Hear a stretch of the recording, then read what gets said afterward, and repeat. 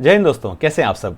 आइए आज बात करते हैं एचपीवी वैक्सीन के बारे में। अपनी वैक्सीनेशन वाली सीरीज को थोड़ा आगे बढ़ाते हैं और बात करते हैं एचपीवी वैक्सीन के बारे में। एचपीवी वैक्सीन क्या है, ये कौन सी बीमारियों से बचाती है, इसकी क्या क्या खुराकें हैं, कितने डोजेज हैं, कौन कौन सी एज ग्रुप में लगाई जाती है, इसके क्या क्या साइड इफेक्ट हैं, लगाने के पहले क्या करें, लगाने के बाद क्या करें, इसका कॉस्ट क्या है, मार्केट में कहाँ कहाँ अवेलेबल है और लगाने के पहले क्या क्या सावधानियाँ बरतनी, ऐसी और जानकारी लेके मैं आपके सामने उपस्थित हुआ हूँ आज। तो आइए बात करते हैं इस एचपीवी वैक्सीन के बारे में। एचपीवी वैक्सीन मतलब ह्यूमन पैपिलोमा वायरस से इंड्यूस जो इन्फेक्शन होते हैं उनसे बचने के लिए जो वैक्सीन लगाई जाती है उसको बोलते हैं एचपीवी वैक्सीन। तो दोस्तों, ये जो एचपीवी वैक्सीन है, एचपीवी वायरस जो ह्यूमन पैपिलोमा वायरस है उससे बचाती है। और ये ह्यूमन पैपिलोमा वायरस क्या क्या कर सकता है, देखिए ये कर सकता है सर्वाइकल कैंसर कर सकता है, मुख का कैंसर कर सकता है, ओरोफेरिंक्स का कैंसर कर सकता है, साथ में लिंग का कैंसर और गुदामार का कैंसर कर सकता है। तो अगर इसकी जो वैक्सीन है लगा ली जाए तो ऐसे कैंसर से काफ़ी हद तक बचाव हो सकता है।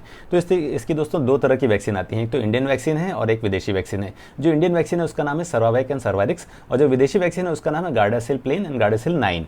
जो गार्डासिल प्लेन है दोस्तों वो कुछ हद तक कुछ स्ट्रेंस उसमें छूट जाते हैं, लेकिन जो गार्डासिल 9 है वो सारे स्ट्रेंस को कवर कर लेती है, इसलिए इसका कॉस्ट थोड़ा सा ज़्यादा है। इसका कॉस्ट है, गार्डासिल 9 का कॉस्ट है अराउंड 10,300 और जो गार्डासिल प्लेन है उसका कॉस्ट अराउंड 3,800 है दोस्तों। तो जो इंडियन वैक्सीन है दोस्तों उसका कॉस्ट है अराउंड 2,000, जो सर्वावैक सर्वारिक्स। तो ये इसका प्रोटेक्शन रेट थोड़ा सा कम होता है क्योंकि कॉस्ट कम है, इसलिए प्रोटेक्शन रेट थोड़ा सा कम है। 70 से 75% प्रोटेक्ट करती है सर्वावैक और जो गार्डासिल है वो अराउंड 80 to 85% प्रोटेक्शन देती है।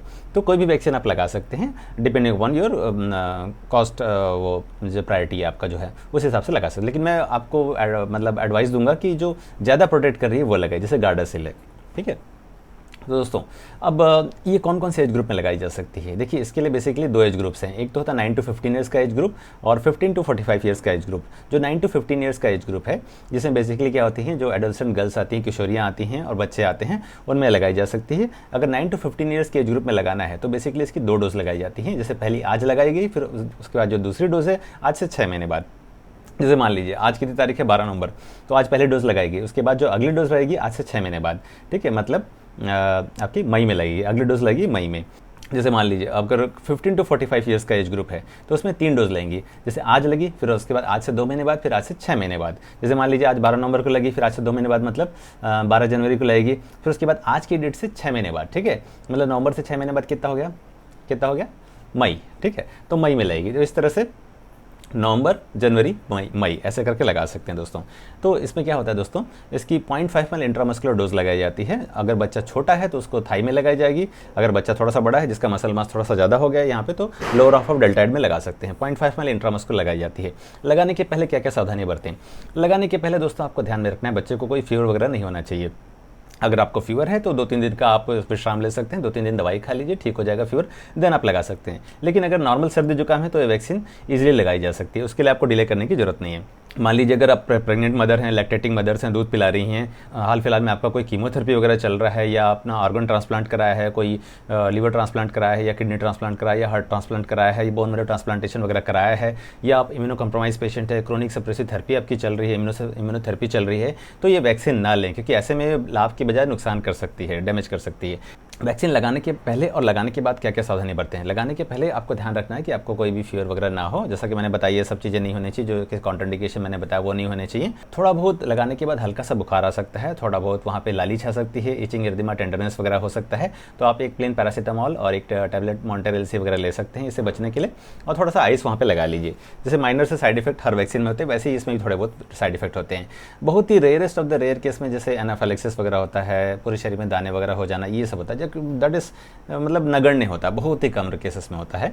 और अगर वैक्सीन अच्छे से स्टोर की गई है और अच्छे पीडियाट्रिशियन से या अच्छे गायनेकोलॉजिस्ट से लगाई जा रही है तो इसके चांसेस बहुत ही कम हो जाते हैं दोस्तों। कॉस्ट बताऊंगा दोस्तों, जैसा कि मैंने पहले ही बताया है, जो विदेशी वैक्सीन है थोड़ी कॉस्टली है बिकॉज इसका प्रोटेक्शन रेट ज़्यादा होता है, करीब 80 से 85% होता है, इसलिए इसका कॉस्ट थोड़ा डिफरेंट है। जैसे गार्डासिल प्लेन आप खरीदते हैं तो उसका मार्केट रेट है 3,800 और गार्डासिल 9 का जो कॉस्ट है वो बिकॉज उसमें ज़्यादा स्ट्रेन का प्रोटेक्शन होता है तो उसका कॉस्ट 10,300 है दोस्तों।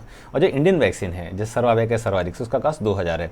तो इस तरह से अगर देखा जाए तो अगर मान लीजिए आप बचाना चाहते हैं, कुछ पैसे बचाना चाहते हैं थोड़े से, है ना, और प्रोटेक्शन थोड़ा 70 से 75% चाहते हैं तो रिस्क आप ले सकते हैं, सर्वाइवल लगा सकते हैं। लेकिन अगर आप प्रोटेक्शन की बात करें तो मैं तो आपको सलाह दूंगा दोस्तों कि गार्डासिल में जाएं आप, ठीक है, जिसमें प्रोटेक्शन आपको 80 से 85% मिले।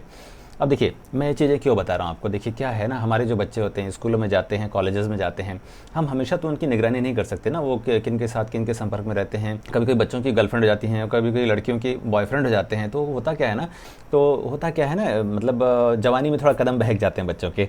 ये जो सोर्स है, पोटेंशियल सोर्स हैं इस वायरस के फैलने के, इन पे कोई अब रोक नहीं पाते, मतलब इन पे लगाम लगा ही नहीं पाते हैं, ठीक है। ऐसे में अब होता है ना कि जब गर्म तवे पे अगर घी डालेंगे तो घी तो पिघलेगा ही ना। तो अगर मान लीजिए आपके बच्चे को, ये आपका जो एडोलसेंट बॉय है या गर्ल है, उसको अगर एचपीवी वैक्सीन लगा दी गई, तो हम मानसिक रूप से निश्चिंत हो जाएंगे ना कि चलो भाई, अगर मान लीजिए जवानी में बहकते हुए कदमों के साथ अगर बच्चा कोई ऐसा कदम उठाता है तो उसको ये इन्फेक्शन लगने की संभावना बहुत कम होगी, ठीक है। तो बच्चे को वैक्सीनेट कर दीजिए, अपने बच्चों को, जैसे वो 9 ईयर्स के एबो हो जाए, है ना, तो उसको वैक्सीनेट कर देने से आप इन सब चीज़ों से मानसिक रूप से फ्री रहेंगे। चलो कोई दिक्कत नहीं यार, है ना, मान लो कुछ इन्फेक्शन हुआ भी तो ये वैक्सीन संभाल लेगी, क्योंकि ये ओरल कैंसर से ही बचाती है। जो ओरल सेक्स जैसे मान लीजिए किसी बच्चे ने किया है ना, तो ओरल सेक्स में जो वायरस होता है, एचपी वायरस की संभावना काफ़ी बढ़ जाती है। मान लीजिए एनल सेक्स कर लिया किसी ने, ठीक है, तो उसकी वजह से भी ट्रांसमिट होने का खतरा रहता है। मान लीजिए स्किन टू स्किन कॉन्टैक्ट हुआ किसी एचपी से संक्रमित व्यक्ति के साथ, या किसी लड़के के साथ या किसी लड़की के साथ, तो भी इसके इन्फेक्शन के बढ़ने की संभावना बहुत रहती है, वायरस लगने की संभावना रहती है, क्योंकि ये तो जो लार होता है, सलाइवा होता है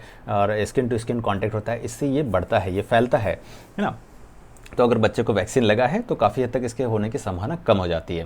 तो आशा है मेरे द्वारा दी गई जानकारियाँ आपको काफ़ी लाभान्वित कर रही होंगी, और आगे भी मेरे चैनल से जुड़े रहिए, क्योंकि ऐसी ही जानकारी लेकर मैं आपके सामने आगे भी उपस्थित होता रहूँगा। तब तक के लिए जय हिंद, शब खैर।